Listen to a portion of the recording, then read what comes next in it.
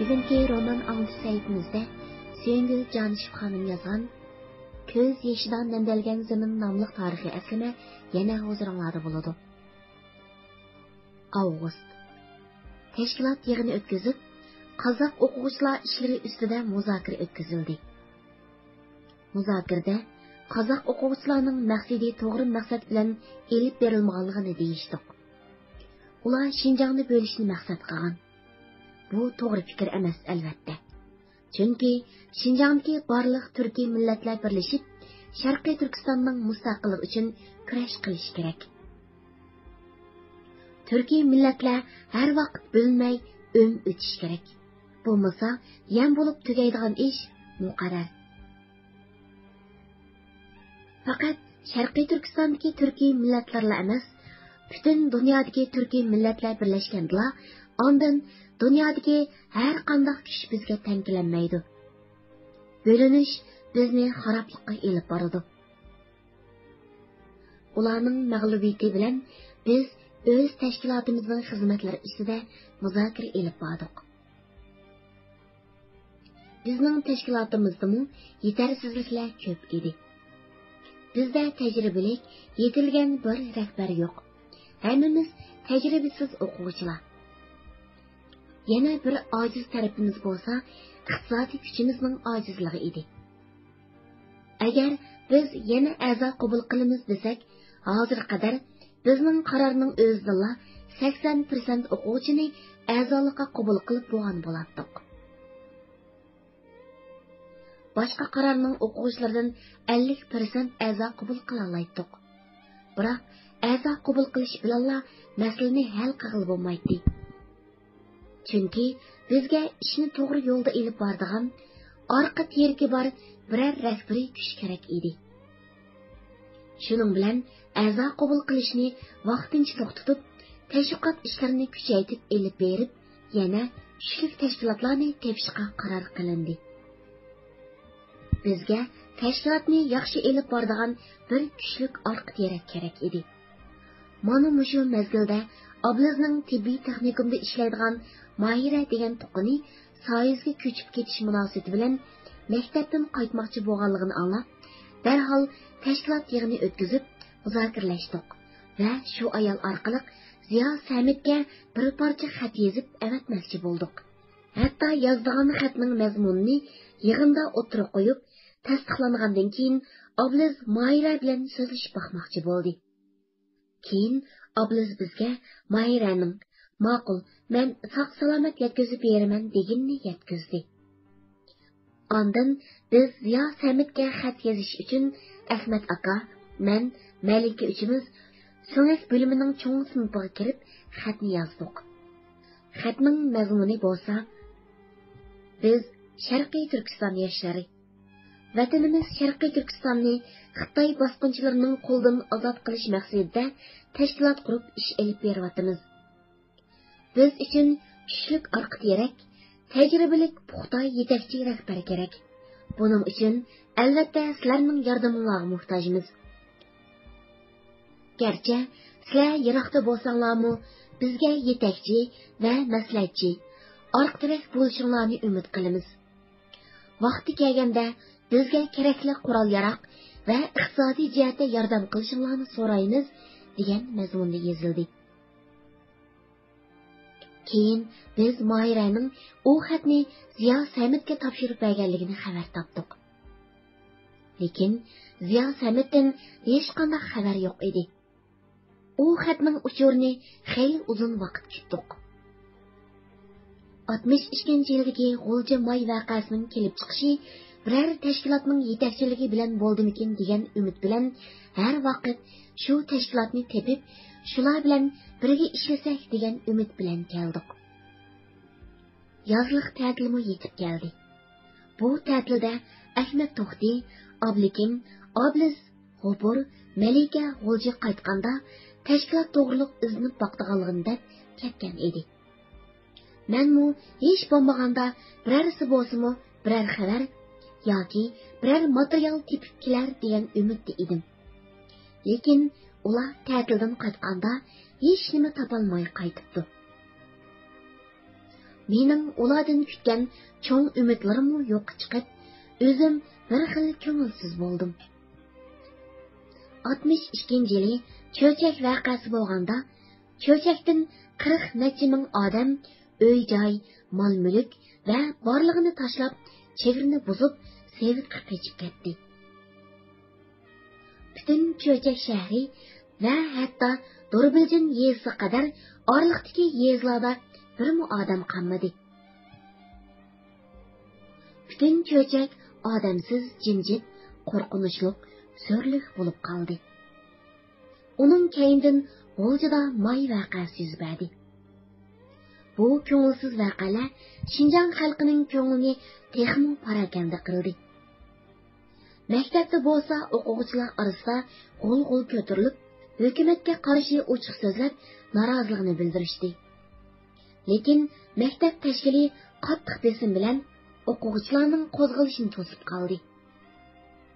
Shu kunlarda bir kuni dars orlig'idagi dam ilishdan qaytib sinfga kirsak, Tursun Fayzulning partisining ustiga birsi, "Tursun, biz Xanza o'quvchilarni ayirib o'qishni talab qilganda, sen bizga qarshi chiqding. Biz g'alaba qilib ayrilib o'qiganda, sen yana yuzingni dapta qilib, Xanza sinfda o'qimay, biz bilan birga milliy sinfda o'qiding. Endi cho'cha xalqi qochibdi. Senmi nima uchun qochmay jim tursan?" degan mazmunda xat yozib qo'yibdi.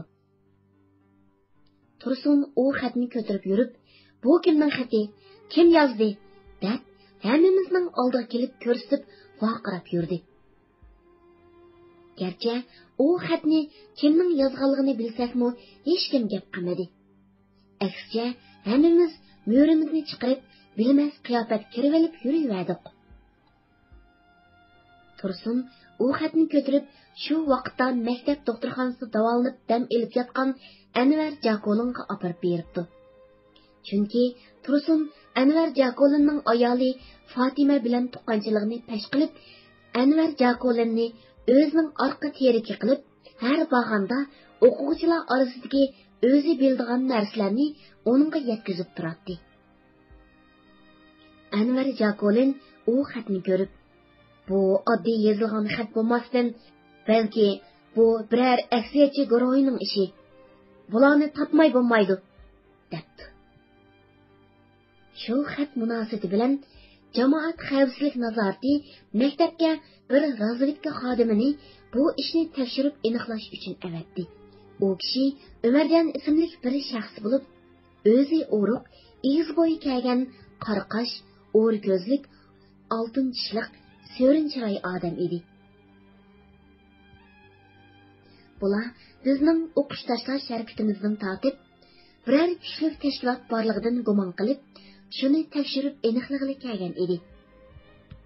Umarjon maktabga kelgandan keyin maktab amolig'ini saqlash ishxonasining xizmatchilari bilan birlashib, shu xatni kimning yozganligini surishti qilib, o'quvchilar ustida bir-birlab ayrim so'roq elib bordi.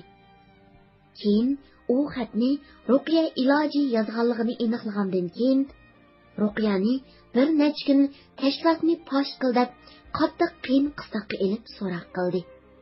Hatto uni yotoqqa keltirmasdan shu so'roqxonaning o'zida yotqizib so'roq qildi.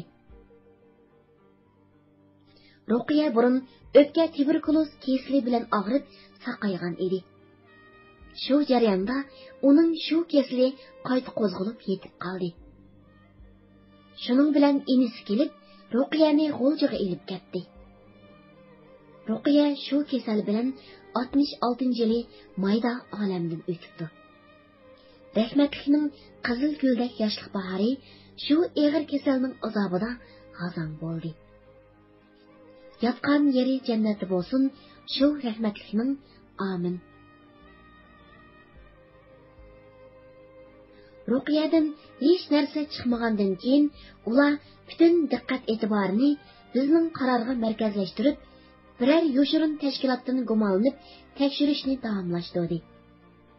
Bizning ularning tekshirishini davomli diqqat bilan kuzatdik va bir-birimizni har vaqt qattiq diqqat qilishga ta'kidlaydik. Bu razvedka bölümünün adamları her vaqt, her ishda bizning qarorning o'quvchilari bilan ko'proq birga bo'lib, bir-biridan chaqirtib, ayrim suhbatlashgan bo'lib, o'quvchilar orasidagi ahvollarni egallash uchun tirishyapti. Ular har kuni kim bilan qanday suhbat elib borgan bo'lsa, bizmo har kuni shu suhbatdan xabardor bo'lib turardik. Nusrat, Pida, Habib, Karima, Nurnisa Rozi, Nurnisa Yusuflar qo'tir aktivlik qilib, razvedka bölümünün ishxonasidan chiqmas bo'ldik. O'quvchilar orasidagi oddiy bir ishlarni ular eqitmay, temitmay, ularga yetkazib turardi. Bu ahvol bizning tashkilot uchun bir cho'ng to'salg'ulik qilyotdi. Shunga har qanday ishni har vaqt qattiq diqqat bilan qilishga to'g'ri keldi. Sajidani a'zolikqa qabul qilgandan keyin uning Palla Akademiyasida tanishlarining borligini anglab, shu kishilar orqali Palla Akademiyasida yoshirin saqlangan materiallar ichida Sharqiy Turkiston tarixi borligini anglagan edik. Mümkün bo'lsa, shu tarixiy kitobni tepib o'qib, ko'chirib olsak degan umid bilan bu vazifani Sajidaga topshirdik. Sajidamu uzun qolmay bu kitoblarni tepib elib keldi. Biz bu kitoblarni topshirgandan keyin men, Malika, Turnisa, Halima to'rtimiz yotoq binosining eng ustunki qavatining balkonida o'tirib, kitobni ko'chirishga boshladik. Chunki bu joy odam kirmaydigan tinch ham xoli joy edi. Bu kitobni ko'chirib chiqishga 2 hafta ketdi.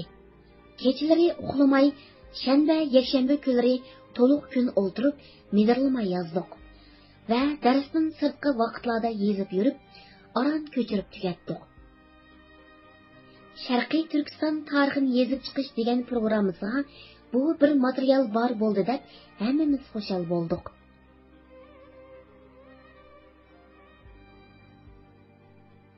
Qadrli radio tinglovchilar, bu tarixiy aslimining 62 noyabr degan bobidagi ajoyib voqealiklarni bilay desangiz, keyingi haftadagi roman anglish saytimizga quloq solg'aysiz. Xayr xo'sh, Xudoga omonat. Keyingi qatim ko'rishguncha omon bo'linglar.